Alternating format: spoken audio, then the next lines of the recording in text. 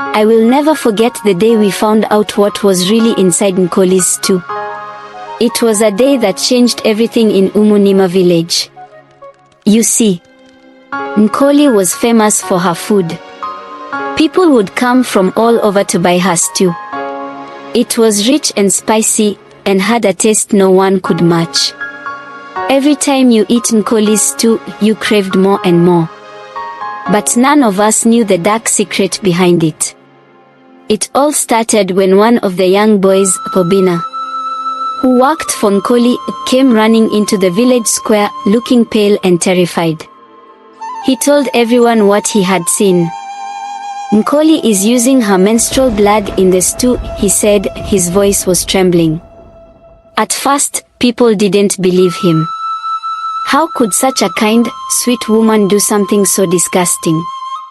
But as more people started whispering, some began to remember strange things about Nkoli's kitchen. She never let anyone else cook with her, and her stew always had this deep and red color, no matter how much she made. The news spread quickly, and the villagers decided to confront Nkoli. We gathered around her small food stand that evening, demanding to know if what Obina said was true. She stood there. Her face was calm and her eyes a little sad, and simply said, "Yes, it is true." The crowd sighed. People were horrified. Some started shouting, others cried. I couldn't believe it. Nkoli had been feeding us with something so personal, so unnatural. Why? Nkoli, someone asked. She looked down, took a deep breath, and then explained, I did it out of desperation. Years ago, my family was starving. I had nothing to sell, no way to make money. One day, I made a stew with the little I had, and by mistake, I added some of my blood. It tasted better than anything I had ever cooked. People loved it, and I kept doing it because it helped me survive. There was silence. Some people were disgusted and angry, while others were confused. But then, an old woman named Mama Ejeka stepped forward. She had been in the village longer than anyone, and her voice carried weight. Nkoli, she said softly, we understand you were desperate. But what you did was not right. You fed us something without telling us.